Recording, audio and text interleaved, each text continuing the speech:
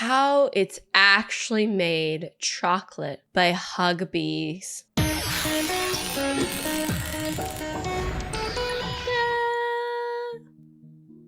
This company makes chocolate in various forms, and then sells it to companies which manufacture it for retail sale. It also supplies chocolate components such as cocoa powder and cocoa butter. I love chocolate so much, but I am actually a fan of like a darker chocolate. I used to be a milk chocolate girly for so long, especially growing up in Switzerland, where like milk chocolate is like their bread and butter. But then I slowly got the acquired taste of dark chocolate. And you can't go back. Now milk chocolate just tastes like super sweet and it doesn't taste chocolatey enough. First, an innocent cocoa bean bag is made out as an example to the employees who don't meet their daily quota. He was murdered. I think most kids prefer milk chocolate because it's sweeter. Yeah, I think so too. It took me a very long time to like want to even try dark chocolate, but it's valid. I think, but I feel like I still know people that are grown as adults that don't like dark chocolate. Its succulent beans spill into a collection tray. A conveyor belt moves them to a cleaning system, which is a cage filled with starving refugees who lick the beans clean of any dirt and debris. Oh no. Oh no. Next stop is a micronizer, which heats the cocoa beans and spins them at a constant rotation, separating them from their families.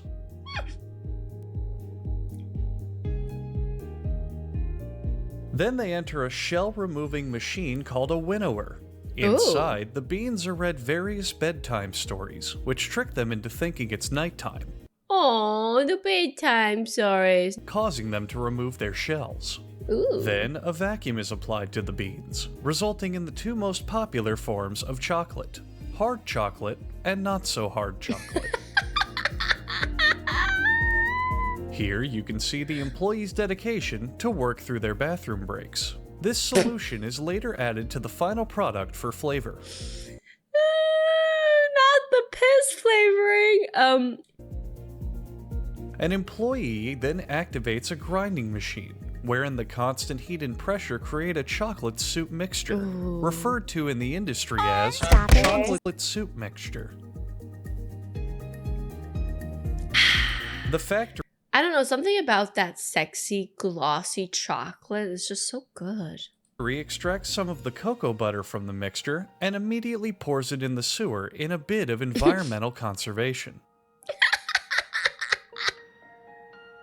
No, that's powdered sugar, I'm pretty sure. By this time, the beast has been awoken and must be fought back by employees with various instruments. Doing this allows the chocolate to pass through mixers and refiners to give it a softer texture, and also prevents the beast from ushering in 1,000 years of darkness. That is some goopy looking chocolate. It's like it's being pooped out by the machine. Sometimes you look at chocolate and you look at poop and you're like, this is too similar. It's too similar.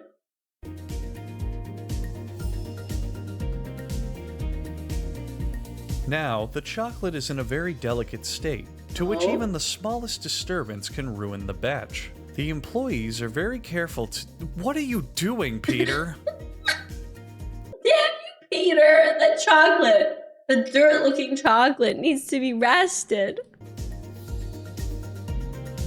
At this stage, potting soil is ground into the chocolate for about 6 years, allowing the chocolate to return to a liquid state. Wait, what?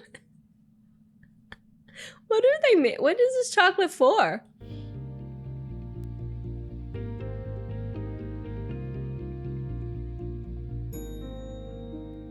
Then, the chocolate goes into this big machine and, I don't know what this— Wait, they're making Hershey Kisses. Mwah, mwah, mwah. Mwah, mwah, mwah. Thing does, to be honest. By this point, the chocolate is now chocolate chips, Those are I guess. kisses.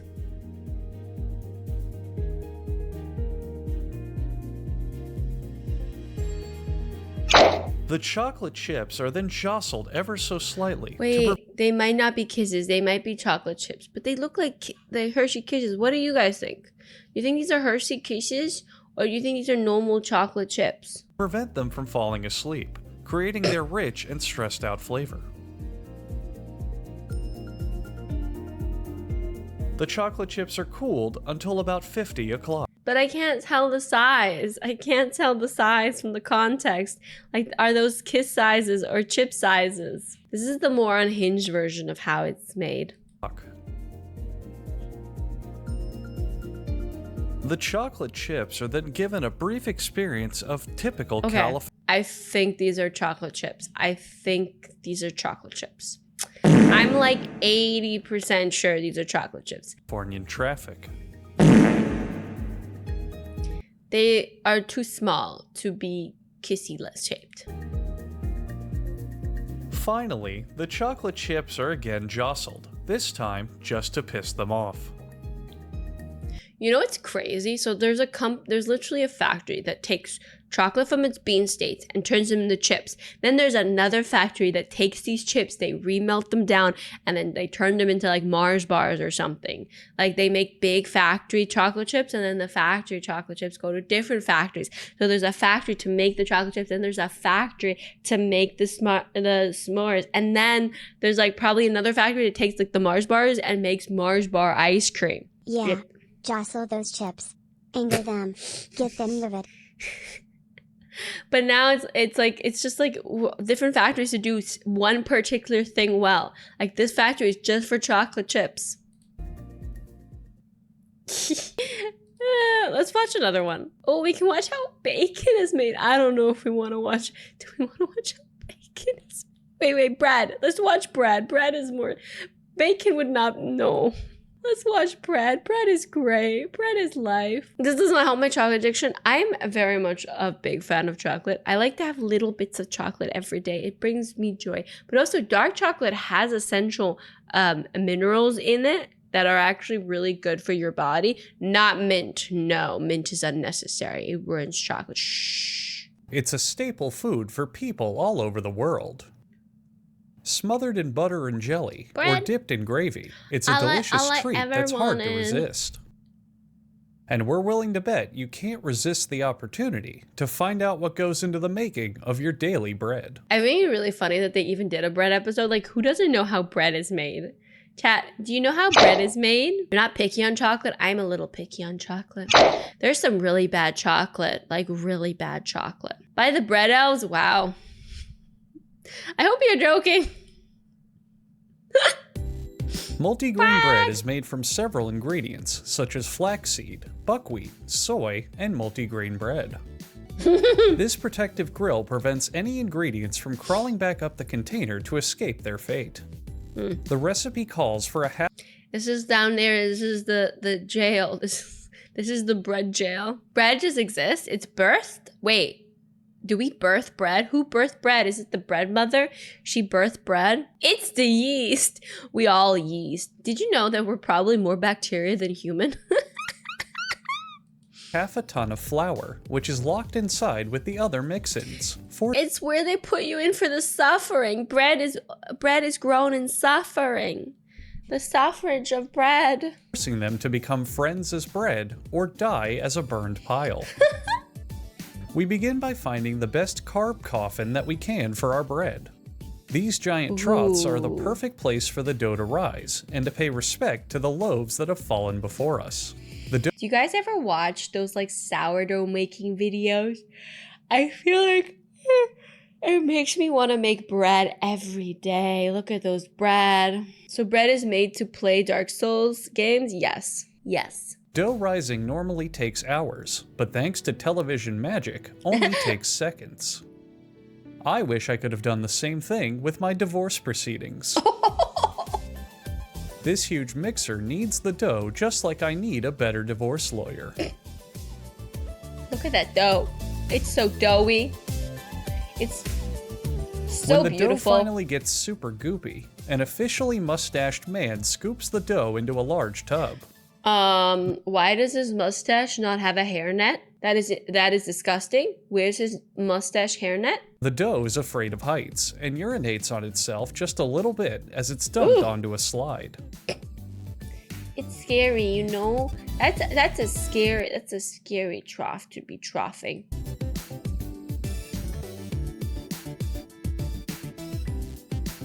Then it's on to the batter bitch slapper.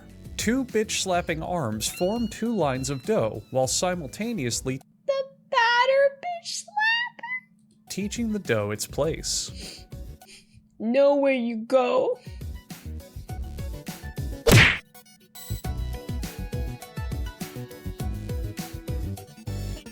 The dough pieces are then rolled into balls, Ooh, the sexy. familiar shape of Ooh. bread. Everyone loves to use the common phrase, "Hey, pass me a ball of The bread, batter why bitch don't you?" slapper? The dough balls are sprinkled with powdered anime to infuse them with optimism before they're whipped Powdered anime? by a drawbridge stolen from the Legends of the Hidden Temple. What is he saying? That looks like some nice dough though. Look at it. Then the bread is flattened into pancakes because our editor screwed up with our footage again. The dough is then rolled to teach it a valuable skill in case an enemy sniper opens fire. You gotta you gotta duck, tuck, and roll. The Legend of the Hidden Temple. Purple Parrots fan right here. Yup. Solid snake roll. Yup. The dough is rolled to the perfect size to fit into these molds that are shaped to the exact size of the exact size of exactly rolled out dough. Here we see them making bread for kids' meals. These Oh. smaller portions of carbs will be shipped out. Hi, War. We are watching Huggbees, actually, Ninja. We wanted to start off today's stream with a little chaos, so we're watching how bread is made. Shaped to the exact size of the exact size of exactly rolled out dough. Here we see them making bread for kids' meals. These smaller portions of carbs will be shipped out to fast food restaurants around the country for use in their kids' meals.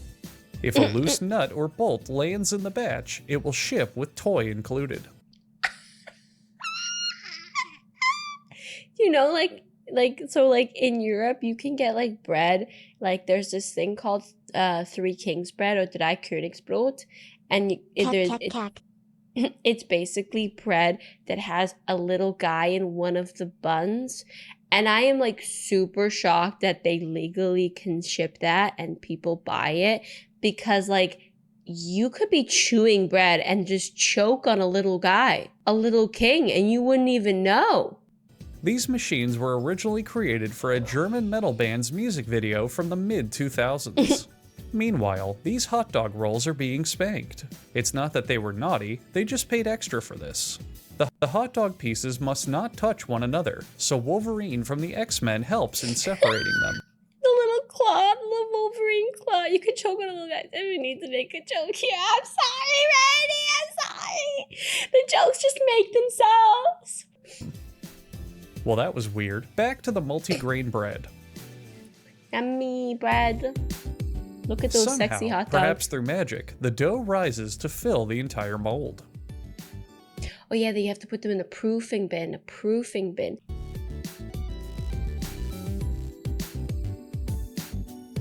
That's such nice looking bread. Then the dough is baked at 420 degrees for about weed joke minutes. Oh, but those look so good though. Look at the nice honey color. A vacuum system gives the loaves a good sucking, and then they're placed into a large conveyor where they're Giving loaves a good sucking. Oh no. sucked off.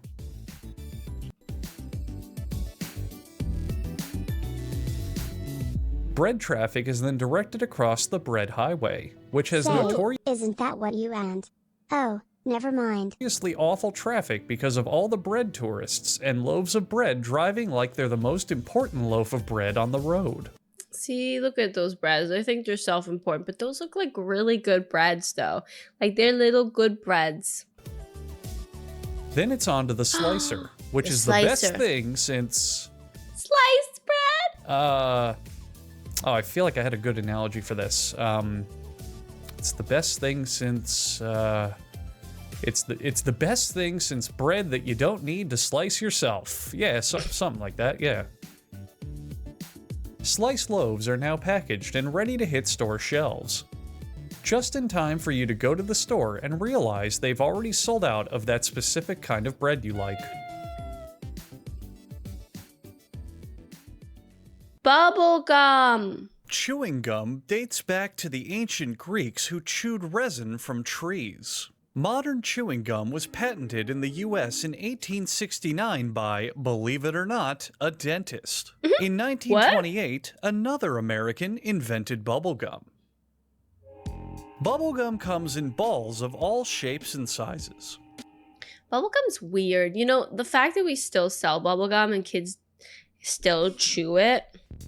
But for blowing bubbles, nothing beats the chewy, gooey pink stuff found in the warm folds of a bubblegum wrapper. Chewy, gooey pink stuff! It all starts with a gum base, the stuff that makes gum chewy. Yeah, what does make gum chewy? What is gum? The base is I like synthetic. swooping down on kids and stealing their candies. No, Sapling, it's not good for you to just eat a bunch of candy. You gotta swoop down and grab some salad too. Steal the vegetables from the gym rats. Made from plastics, rubbers, and sometimes tar. That was violent. My sneeze. I'm sorry. I'm sorry. I don't know what's happening. I feel like I'm getting sick. Everybody's sick, and now I feel like it's almost my turn. Chemicals such as wax or resin are poured over the base to help the nodules bond together.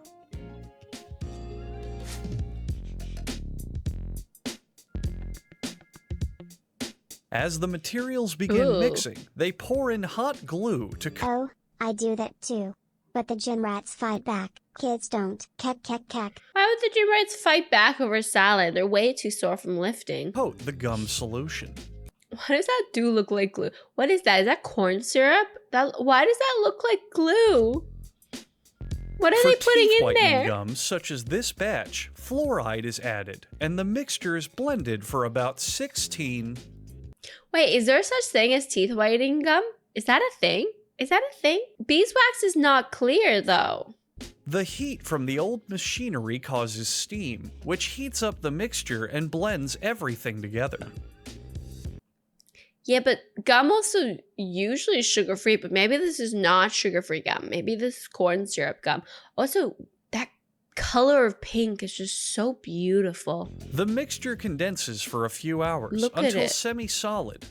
After that, it rotates for a few more hours to gain consistency, which we will now show you in real time. Oh, look at that. Look at that sexy goop.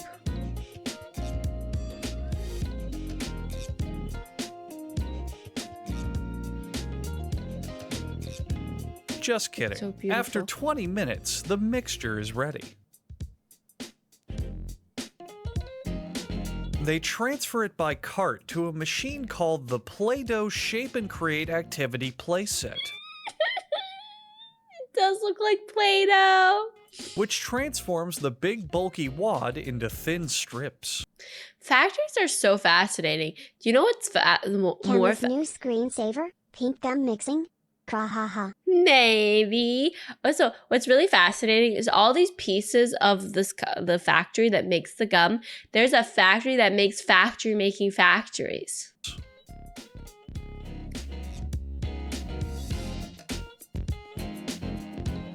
Look at The that. square strips are then forced into a star-shaped hole, proving physics wrong, and then move on to be cut.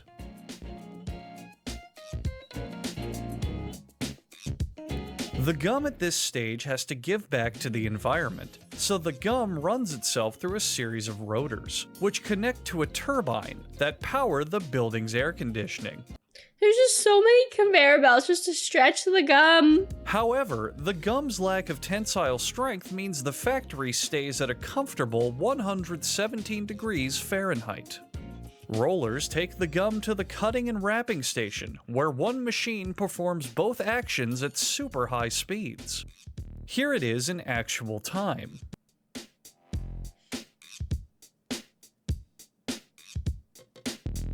And here it is in slow motion, in case you missed it the first time. Look at it. It slowly grabs. Wait, is that Hubba Bubba? Is this Hubba Bubba? Finally, the wrapped bubble gum moves to be filled into buckets. The standard measurement of the amount of gum put into a bucket is an ass load. But sometimes the employees are generous and fill the buckets up with a load. I want a fuckload, not an ass load. Here's an interesting piece of trivia. Have you ever wondered why most bubblegum is pink? Why? Me too. He's not giving us the answer? We will now never know why the bubblegum is pink. We will never know why the bubblegum is pink. We don't know why the bubblegum is pink.